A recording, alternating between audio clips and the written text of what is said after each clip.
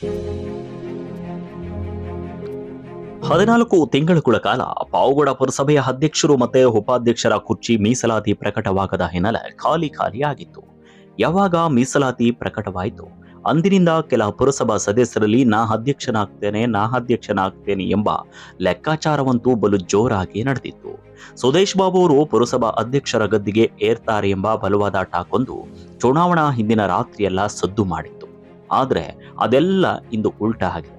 ಮಧುಗಿರಿ ಉಪವಿಭಾಗಾಧಿಕಾರಿ ಗೋಟೂರು ಶಿವಪ್ಪ ಅವರ ನೇತೃತ್ವದಲ್ಲಿ ಪಾವಗಡ ಪುರಸಭಾ ಅಧ್ಯಕ್ಷ ಉಪಾಧ್ಯಕ್ಷರ ಚುನಾವಣೆಯಲ್ಲಿ 13ನೇ ವಾರ್ಡಿನ ಸದಸ್ಯರಾದ PH ರಾಜೇಶ್ ಅಧ್ಯಕ್ಷ ಸ್ಥಾನಕ್ಕೆ ನಾಮಪತ್ರ ಸಲ್ಲಿಸಿದ್ರೆ, ಉಪಾಧ್ಯಕ್ಷ ಸ್ಥಾನಕ್ಕೆ 3ನೇ ವಾರ್ಡಿನ ಸದಸ್ಯೆ ಗೀತಾ ಹನುಮಂತರಾಯಪ್ಪ ಅವರು ನಾಮಪತ್ರ ಸಲ್ಲಿಸಿದ್ರು.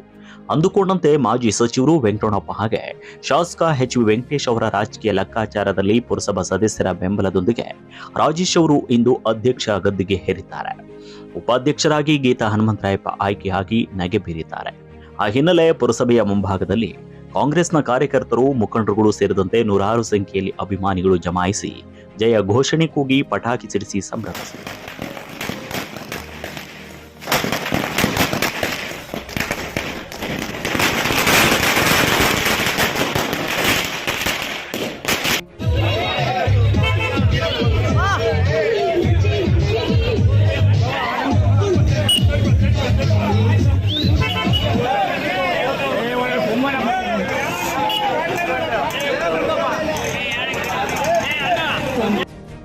ಈ ವೇಳೆ ನೂತನವಾಗಿ ಆಯ್ಕೆಯಾದ ಅಧ್ಯಕ್ಷ ರಾಜೇಶ್ ಅವರು ಮಾತನಾಡಿದ್ದು ಹೀಗೆ.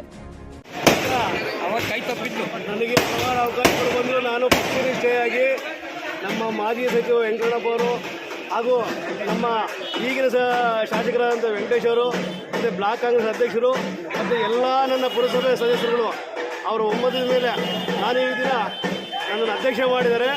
ಅವರೆಲ್ಲರಿಗೂ ನಾನು ಚಿರಋಣಿಯಾಗಿರ್ತೀನಿ. ನಾನು ಯಾವುದೇ ಒಂದು ರೀತಿಯಲ್ಲಿ ದ್ವೇಷ ಆಗಲಿ ಇನ್ನೊಂದಾಗಲಿ ಮಾಡಲ್ಲ. ಎಲ್ಲರಿಗೂ ಸಹಕಾರ ಮಾಡ್ತೀನಿ.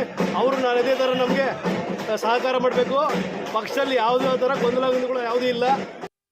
ಇನ್ನು ಶಾಸಕ HB ವೆಂಕಟೇಶ್ ಅವರು ನೂತನವಾಗಿ ಆಯ್ಕೆಯಾದ ಅಧ್ಯಕ್ಷ ಮತ್ತು ಉಪಾಧ್ಯಕ್ಷರನ್ನ ಅಭಿನಂದಿಸಿದರು. ಪಕ್ಷದ ಜನರಲ್ ಆಗಿರೋದ್ರಿಂದ ST ಮೀಸಲಾತಿ ಇರುವ ಸ್ನೇಹಿತ ರಾಜೇಶ್ಗೆ ಮಾಡಿದ್ದೆ. ಯಾಕಂದರೆ ಪಕ್ಷ ನಿಷ್ಠೆ ಇದೆ, ಪ್ರಾಮಾಣಿಕವಾಗಿ ಕೆಲಸ ಮಾಡ್ತಾನೆ, 3 ಬಾರಿ ಗೆದ್ದಿದ್ದಾನೆ. ಹಾಗಾಗಿ ಜನರಲ್ಲೇ ಗೆದ್ದಿರೋದ್ರಿಂದ ಒಂದು ಅವಕಾಶ ಮಾಡಿಕೊಟ್ಟಿದ್ದೀವಿ. ಮುಂದಿನ ದಿನಗಳಲ್ಲಿ ನಮ್ಮ ಪಾವಗಡ ಪಟ್ಟಣ ಅಭಿವೃದ್ಧಿಗೆ ಎಲ್ಲರೂ ಶ್ರಮಪಟ್ಟು ಕೆಲಸ ಮಾಡಬೇಕು. ನಮ್ಮ ರಾಜೇಶ್ ಅವರು ಎಲ್ಲರನ್ನೂ ಪುರಸಭಾ ಸದಸ್ಯಗಳನ್ನು ವಿಶ್ವಾಸಕ್ಕೆ ತಗೊಂಡು ಮುನ್ನಡೆಸಬೇಕಂತೇಳಿ ಇಲ್ಲಿಯವರೆಗೂ ಖಾಲಿಯಾಗಿದ್ದ ಪಾವಗಡ ಪುರಸಭಾ ಅಧ್ಯಕ್ಷ ಉಪಾಧ್ಯಕ್ಷರ ಸ್ಥಾನ ಇದೀಗ ಭರ್ತಿಯಾಗಿದೆ. ಪಾವಗಡ ಪಟ್ಟಣದಲ್ಲಿ ಅಭಿವೃದ್ಧಿಯ ಕಾರ್ಯಗಳು ನೆನೆಗುದಿಗೆ ಬಿದ್ದಿತ್ತು. ಇದೀಗ ಅವೆಲ್ಲವನ್ನ ತಮ್ಮ ಆಡಳಿತಾವಧಿಯಲ್ಲಿ ಪೂರೈಸಲಿ ಅಂತ ಆಶಿಸೋಣ. ನವೀನ್ ಕಿಲಾರಹಳ್ಳಿ, TVN, ಪಾವಗಡ.